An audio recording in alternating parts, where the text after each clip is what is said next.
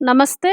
आज मैं आप लोगों को गरुड़ पुराण का दूसरा अध्याय पढ़ाने जा जा रही हूँ और इससे पहले मैं पहला अध्याय पढ़ा चुकी हूँ। उसको देखने के लिए आप ऊपर दिए गए आई बटन पर क्लिक करके देख सकते हैं या नीचे दिए गए डिस्क्रिप्शन बॉक्स में देख सकते हैं या प्लेलिस्ट में जाकर देख सकते हैं।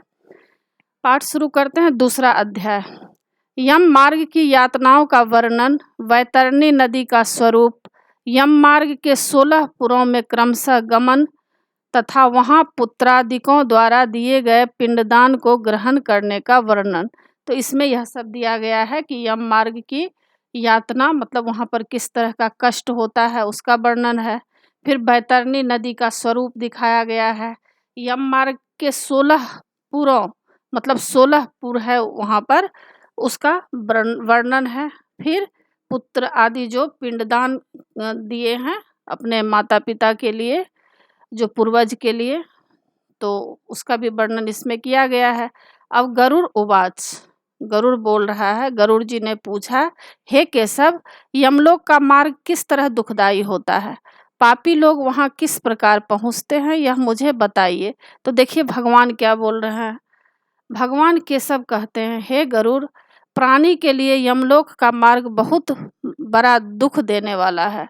मैं तुम्हें इसके विषय में बताता हूँ। तुम मेरे भक्त हो, फिर भी इसका वर्णन सुनकर तुम्हारा हृदय कंपायमान हो जाएगा, मतलब कांपने लगेगा। रास्ते में विश्राम करने के लिए वहाँ वृक्ष की छाया तक नहीं है तथा प्राणों की रक्षा करने के लिए अन्नादि प्राप्त नहीं है। मतलब भूख अगर लगेगा वहाँ रास्ते में तो न तो पानी मिलेगा, न वहाँ पर कुछ भोजन की व्यवस्था है। रास्ते में विश्राम करने के लिए वहाँ वृक्ष की छाया तक नहीं है तथा प्राणों की रक्षा करने के लिए अन्नादि प्राप्त नहीं है, मतलब कुछ भी भोजन सामग्री नहीं है। अत्यंत प्यास लगने पर प्राणी को जलपान भी मार्ग में प्राप्त नहीं होता और प्रलय काल की भांति 12 सूरज तपते रहते हैं। उस मार्ग से शीतल हवा से पीड़ित होते हुए पापी मनुष्य को जाना पड़ता है। कांटे तथा विषधर सर्पों से वह मार्ग अवेष्टित रहता है, मतलब जगह जगह पर कांटे बिछे होते हैं, विषधर सर्प रहता है वहाँ पर। कहीं कहीं पापी मनुष्यों को बड़े भयानक व्याघ्र, मतलब व्याघ्र जो होते हैं शेर और कुत्ते भक्षण करते हैं। कहीं पर बिच्छू काटते हैं तो कहीं अग्नि जलाती है। कहीं पर भयानक 80 पत्र का वन है, वह सहस्त्र योजन लंबा चौड़ा है। वह वन कौओं, उल्लुओं, वटों, गिद्धों, सरधों तथा मच्छरों से भरा हुआ है। उसमें चारों ओर दावाग्नि व्याप्त है। 80 पत्र के पत्ते से वह जीव उस वन में छिन्न भिन्न हो जाता है। कहीं पर वह अंधे कुएं में गिर पड़ता है, कहीं विकट पर्वत से गिरता है, कहीं तलवार की धार पर चलता है तो कहीं कीलों के ऊपर चलता है। कहीं पर घने अंधकार में गिर पड़ता है, कहीं भय उत्पन्न करने वाले पानी में गिरता है, कहीं जोंकों से भरी हुई कीचड़ में गिरता है, कहीं संतृप्त कर्दम नामक नरक में गिर पड़ता है, कहीं बालुका से भरे हुए नरक में गिर पड़ता है, कहीं अग्नि में तप्त ताम्रमय नरक में गिर पड़ता है, कहीं अग्नि के अंगार समूह में गिर पड़ता है तो कहीं महान धूप से व्याप्त नरक में गिर पड़ता है। फिर यम मार्ग में जाते हुए अंगारों मतलब आगों की वृष्टि होने लगती है। कहीं लोह युक्त वज्र सहित स्थूल पत्थर की वर्षा होती है और कहीं रुधिर की वृष्टि मतलब खून की बारिश होती है। कहीं गर्म जल की वर्षा और कहीं शस्त्रों की वृष्टि होती है। कहीं भस्म सहित कर्दम की वर्षा होती है। कहीं वह गर्ता खंडों में प्रवेश करता है, कभी कभी ऊंचे स्थान पर चढ़ता है तो कभी पर्वतों की कंदराओं में प्रवेश करता है। उस मार्ग में कहीं अत्यंत गहरा अंधकार है, कहीं दुख से चढ़ा जाए ऐसे बड़े पर्वत है, कहीं मवाद रुधिर मतलब खून है और विष्ठा मतलब जो संडास होता है उसे भरा तालाब है। रास्ते के मध्य में बहने वाली ऐसी भयंकर वैतरणी नदी है जिसकी कथा सुनने से डर उत्पन्न हो जाता है, तब देखने में कष्टकारक हो, इसमें क्या आश्चर्य है। वैतरणी नदी का विस्तार 100 योजन है।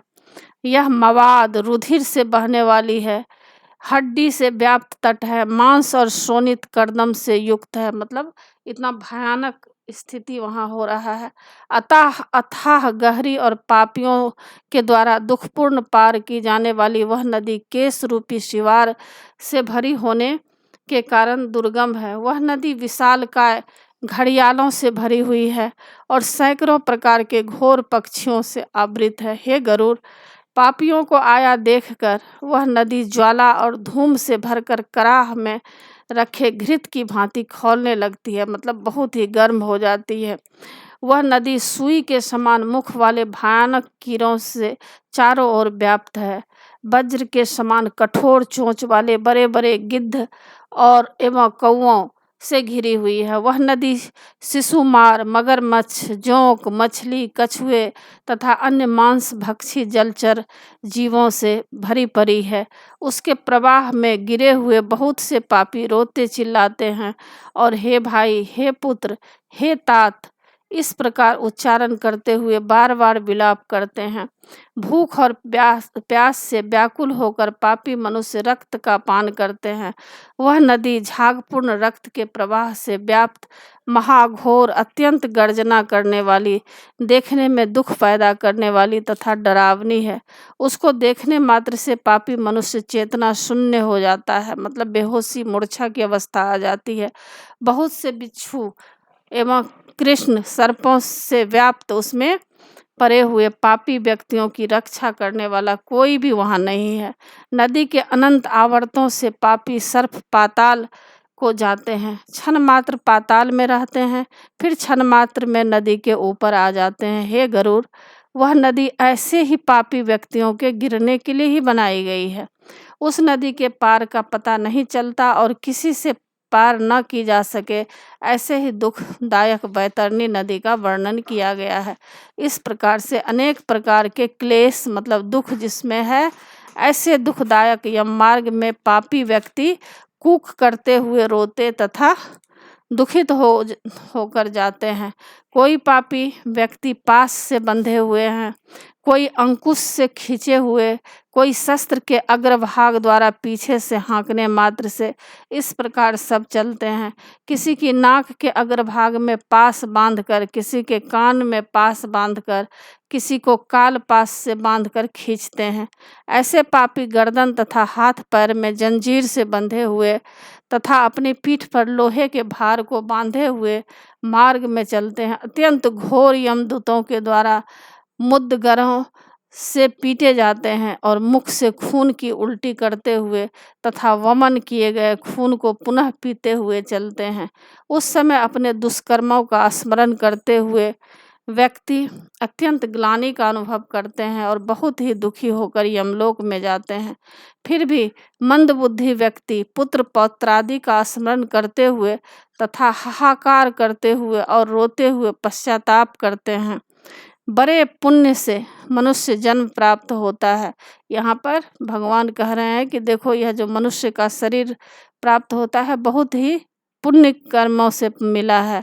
उसे प्राप्त कर भगवत धर्म की आराधना मैंने नहीं की, मैंने यह भूल की। अब उस समय उस मनुष्य को यह याद आती है कि यह जो मेरे को मनुष्य शरीर मिला था, मुझे बहुत ही भाग्य से मिला था, पुण्य कर्म करने से मिला था, लेकिन कभी भी मैंने भगवत धर्म, मतलब ईश्वर की याद नहीं की, पूजा नहीं की, आराधना नहीं की। यह मैंने बहुत बड़ी भूल की है। दान, अग्नि में हवन, तप, देवताओं की पूजा, विधि विधान से तीर्थों की सेवा आदि नहीं किया। हे जीव, तुमने निंदनीय कार्य किए हैं, अब तुम अपने किए के दंड मार्ग को भोगो। इस प्रकार आत्मा आत्मा को संबोधन कर उपदेश करती है। ब्राह्मणों की पूजा, गंगा जल का पान, सत्पुरुषों की सेवा, परोपकार आदि भी नहीं किया है। हे जीवात्मन, तुम्हारे द्वारा किए कर्मों के फल तुम ही भोगो। पशु पक्षियों के लिए वन में वापी, कूप, तड़ाग आदि नहीं खुदवाए और गौ ब्राह्मण की वृत्ति के लिए कुछ भी धन खर्च नहीं किया। अतः हे जीवात्मन, तुम अपने किए कर्म को भोगो। तो आत्मा जो है मनुष्य को धिक्कार रहा है कि तुमने जीवन में कुछ अच्छा काम नहीं किया, तुमने कभी दान नहीं किया, कभी पुण्य नहीं किया, किसी ब्राह्मण को तुम नहीं दान किया, कभी गौ की सेवा नहीं किया, तुमने प्रतिदिन दान नहीं किया, गौओं की प्रतिदिन भरण पोषण का प्रबंध नहीं किया, वेदों और शास्त्रों के कथनों का प्रमाण नहीं माना, यानी वेद और शास्त्र में जो कहा गया है उसको तुमने नहीं माना, पुराणों को नहीं सुना, इसलिए हे देही तुमने जो किया है उन्हीं दुष्कर्मों का परिणामों को अब भोगो। तो आत्मा जो है उस मनुष्य को धिक्कार रहा है कि तुमने कभी भी कोई अच्छा काम नहीं किया, तुमने वेद को नहीं माना, उपनिषद को नहीं माना और तुमने कोई पुराण को भी नहीं सुना, इसलिए तुम्हें आज यह कष्ट मिल रहा है। नारी जीव भी पश्चाताप करते हुए कहता है, मैंने पति देव की हितकारी आज्ञाओं का पालन नहीं किया, पतिव्रत धर्म का पालन नहीं किया। जो औरतें मरती हैं तो उसको भी कष्ट होता है, तो वह भी पश्चाताप करती है, कहती है कि नारी जीव भी पश्चाताप करते हुए कहता है कि मैंने पति देव की हितकारी, मतलब जो मेरे पति के लिए अच्छा था उसकी आज्ञाओं का मैंने पालन नहीं किया, पतिव्रत धर्म का पालन नहीं किया और गुरुजनों को कभी गौरवोचित सम्मान प्रदान नहीं किया, इसलिए हे देहीन जो तुमने किया उसका अब फल भोगो। तो जो औरत हैं, जो लेडीज होती है, उनको भी धिक्कार मिल रहा है। और यहाँ पर कह रहा है, धर्म की बुद्धि से एकमात्र पति की सेवा नहीं की और पति की मृत्यु हो जाने पर वहनी प्रवेश करके उनका अनुगमन नहीं किया, वैधव्य प्राप्त करके त्यागमय जीवन व्यतीत नहीं किया, इसलिए हे देहीन जैसा किया है उसी के अनुसार फल भोगो। मास पर्यंत किए जाने वाले उपवासों से तथा चंद्रायन व्रतों आदि सुविस्तीर्ण नियमों के पालन से शरीर को नहीं सुखाया, पूर्व जन्म में किए गए दुष्कर्मों से अनेकों प्रकार के दुखों को प्राप्त करने के लिए नारी का शरीर प्राप्त किया था। हे गरुड़, वह प्रेत अनेक तरह से प्रलाप करके पुनर्जन्म के किए कर्मों का स्मरण करता हुआ सोचता है कि अब मनुष्य देह कैसे प्राप्त होगी। यह विचारता हुआ प्रेत जाता है। 17 दिन तक प्रेत अकेला ही वायु वेग से जाता है। उसके बाद 18वें दिन हे गरुड़, वह प्रेत सौम्यपुर को जाता है। उसमें बहुत से गण रहते हैं। वहाँ पुष्प भद्रा नाम की नदी है और वहाँ न्यगोद्र नाम का एक राजा रहता है। यम के दूत सौम्यपुर में प्रेत को विश्राम कराते हैं। तब प्रेत दुखी होकर स्त्री पुत्रादि द्वारा किए गए सुख को याद करता है। जिस समय प्रेत धन नौकर आदि सब का स्मरण करता है, उस समय वहाँ के प्रेत और यमदूत एकत्र होकर उस प्रेत से इस प्रकार कहते हैं, हे मूर्ख, तू व्यर्थ सोच कर रहा है।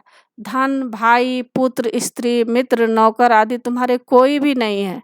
जीव अपने किए हुए कर्मों को स्वयं ही भोगता है, इसलिए यमलोक के मार्ग में चलो। हे परलोक के राही, तू यह जानता है कि यात्रियों की शक्ति और संबल पाथेय ही होता है, जिसके लिए तुमने प्रयास तो किया नहीं। तू यह भी जानता था कि तुम्हें निश्चित रूप से उस मार्ग पर चलना है और उस रास्ते पर कोई भी लेन देन हो नहीं सकता। यह तो बालकों को भी स्मरण रहता है। तो यहाँ पर बहुत ही सुंदर कहा गया है कि जो मनुष्य जैसा कर्म करता है उसको उसी का फल भोगना पड़ता है, क्योंकि उसको कोई दूसरा सहायता करने वाला नहीं होता है। हे मनुष्य, क्या तूने इसे सुना नहीं था? क्या तूने ब्राह्मणों के मुख से पुराणों के वचन नहीं सुने थे? इस प्रकार कहकर मुद्गरों से पीटा जाता है। वह जीव गिरते पड़ते दौड़ते हुए बलपूर्वक पासों से खींचा जाता है। इस पुर में बैठा हुआ प्रेत मरने के बाद पौत्रादिकों ने जो स्नेहवश अथवा कृपा कर मासिक पिंडदान दिया, उस पिंड को भोगता है। तदंतर सौरीपुर को जाता है, जिस पुर में काल के रूप को धारण करने वाला जगम वाला राजा है, जिससे प्रेत भयभीत होकर विश्राम चाहता है। उस पुर में प्रेत के पुत्रादिकों ने जो त्रैपक्षीय पिंडदान किया, उस अन्नयुक्त उदक को भक्षण करता हुआ आगे जाता है। प्रेत जल्दी से नगेंद्र भवन जाता है। वहाँ भयानक वन है। उन्हें देखकर वह दुख से रोता है। निर्दयी यमदूत के पास से खींचा हुआ प्रेत 2 मास में रोता हुआ जाता है। वहाँ बांधवों के दिए हुए 2 मासिक पिंड और जल को भोग कर यमदूतों के पास द्वारा आगे बढ़ता है। तीसरे महीने में वह गंधर्व नगर को प्राप्त होता है और वहाँ तीसरे महीने का पिंड खाकर आगे बढ़ता है। चौथे महीने में वह शैलागम नगर में पहुँचता है और वहाँ उसके ऊपर पत्थरों की वर्षा अधिक मात्रा में होती है। वहाँ पर चौथे महीने के पिंड को खाकर वह कुछ सुख अनुभव करता है। उसके बाद 5वें महीने में वह कोंच नगर में जाता है। वहाँ हाथ में दिए हुए 5वें महीने के पिंड को खाकर आगे क्रूरपुर को जाता है। श्राद्ध 5म महीने में बांधवों द्वारा प्रदत्त उन स्नामासिक पिंड और घटदान से तृप्त होकर वह वहाँ आधे मुहूर्त तक आराम करके यमदूतों के द्वारा धमकाए जाने पर दुखों से कांपता हुआ इस पुर को छोड़कर चित्रभवन नामक पुर को प्रस्थान करता है। वहाँ पर यम का छोटा भाई विचित्र नाम वाला राजा शासन करता है। इस पुर में स्थूल शरीर को धारण करने वाले यम के भाई को देखकर प्रेत डर से दौड़ता है। तब नाव चलाने वाले उस प्रेत के सामने आकर कहते हैं, महावैतरणी नदी में चलाने के लिए हम नाव लेकर तुम्हारे पास आए हैं। तुम्हारे पास कोई पुण्य हो तो बताओ। हे प्रेतात्मा, तत्व के वेता मुनियों ने दान को देना कहा है, जिससे यह बैतरणी नदी पार की जा सकती है, इसलिए इसका नाम बैतरणी नदी पड़ा है। यदि तुमने बैतरणी गाय का दान किया हो तो नौका तुम्हारे पास आएगी, अन्यथा नहीं। उनके ऐसे वचन सुनकर प्रेतात्मा कहती है, हे देव। उस प्रेतात्मा को देखकर वह नदी खौलने लगती है। नदी के खौलते देखकर वह प्रेतात्मा अत्यंत विलाप करने लगती है। जिसने जीवन भर कभी दान किया ही नहीं, ऐसा पापात्मा उसी बैतरणी में डूबने लगता है। तब आकाश मार्ग से चलने वाले दूत उसके मुंह में कांटा डालकर मछली की तरह उसे खींचते हुए नदी के पार ले जाते हैं। तदंतर 6ठे मास के पिंड को भोग कर वह आगे बढ़ता है। फिर भी रास्ते में बहुत अधिक क्षुधामय होकर विलाप करता हुआ आगे बढ़ता है। 7वें महीने में वह ब्रह्मपदपुर को जाता है। वहाँ पर वह पुत्रादिकों द्वारा दिए गए पिंडदान को भोगता है। इसके बाद वह दुखद नामपुर को जाता है। उस रास्ते में अविलंब रहित पक्षी की भांति चलता हुआ वह प्रेतात्मा महान कष्ट को भोगता है। वहाँ 8वें महीने के पिंड को खाता है और आगे बढ़ता है। 9वें महीने में नाना कुंद नाम पुर को जाता है। इस पुर में तरह तरह के जीव बहुत ही दारुण भयानक शब्द उत्पन्न करते हैं, जिनको देखकर वह शून्य हृदय से स्वयं ही दुखी होकर रोता रहता है। यमदूतों की गर्जना से वहाँ भी प्रेतात्मा उस पुर को छोड़कर दुख से 10वें महीने में सुतृप्त भवन को जाती है। वह वहाँ पर पुत्रादि से पिंडदान और जलांजलि प्राप्त करके भी सुखी नहीं होता है। 11वें महीना पूरा होने पर वह रौद्रपुर को जाता है। पुत्रादि के द्वारा दिए गए मासिक पिंड को वहाँ खाता है। 11.5 महीने व्यतीत होने पर वह जीवात्मा पयोवर्षण नामक नगर में जाता है। वहाँ पर जीवात्माओं को दुख देने वाला मेघ घनघोर वर्षा करते हैं। वहाँ पर दुखी वह जीव श्राद्ध में दिए गए पिंड को खाता है। इसके बाद वर्ष पूरा होने पर जीव सिताढ़ नामक नगर को जाता है। वहाँ पर बर्फ से भी 100 गुनी अधिक ठंड पड़ती है। वहाँ पर जीव शीत से दुखी होकर और भूख से व्याकुल होकर चारों दिशाओं की तरफ देखता और सोचता जाता है कि मेरे बंधु बांधव दुख की निवृत्ति करें। तब यमदूत कहते हैं कि तुम्हारे ऐसे पुण्य कहाँ है जो तुम्हारे दुखों को मिटाएं। उस पुर में 12 मास के पिंड को खाकर वह जीव कुछ धैर्य प्राप्त करता है। तदंतर 1 वर्ष बीत जाने पर यमलोक के पास बहुभीति नामक पुर में जाकर पिंड से उत्पन्न हुई हस्त प्रमाण देह का त्याग करता है। अंगुष्ठ मात्र वायु रूप जीवात्मा कर्मों को भोगने के लिए हे गरुड़ यातना भोगने के योग्य शरीर को धारण कर यमदूतों के साथ यमलोक को जाता है। हे गरुड़, परलोक के निमित्त जिसने दान नहीं किया वह कष्ट से तथा दृढ़ बंधन से बंधा हुआ यमलोक पहुँचता है। हे गरुड़, धर्मराजपुर में 4 द्वार हैं, जिसमें से दक्षिण द्वार के मार्ग का तुमसे वर्णन कर दिया। इस महान भयंकर रास्ते में भूख, प्यास और श्रम से दुखी जीव जिस प्रकार जाते हैं वह सब मैंने तुम्हें बतला दिया। अब तुम और क्या सुनना चाहते हो? इस प्रकार गरुड़ पुराण के अंतर्गत सारोद्धार में यम मार्ग निरूपण नामक दूसरा अध्याय समाप्त। तो इसमें आप लोग देखें कि दूसरा अध्याय में किस तरह से भगवान गरुड़ को समझा रहे हैं कि जो पापी मनुष्य होते हैं उसे किस तरह से दंड भोगना पड़ता है। एक एक क्षण जो है उसे तड़प होती है, कष्ट होता है। तो मनुष्य को जीवन में सोचना चाहिए कि एक एक सांस की कीमत को समझना चाहिए और एक एक पल का सदुपयोग करना चाहिए। तो आशा है आप लोगों को सारा पाठ अच्छी तरह से समझ में आ गया होगा और मेरे चैनल देवज नागरी को ज़रूर सब्सक्राइब कीजिएगा और सब्सक्राइब के बगल में बेल आइकन बटन है उसे क्लिक कीजिएगा, लाइक कीजिएगा और शेयर कीजिएगा। कमेंट्स कीजिएगा कि आपको यह कैसा लगा। फिर मैं आगे नया वीडियो बनाऊंगी। धन्यवाद।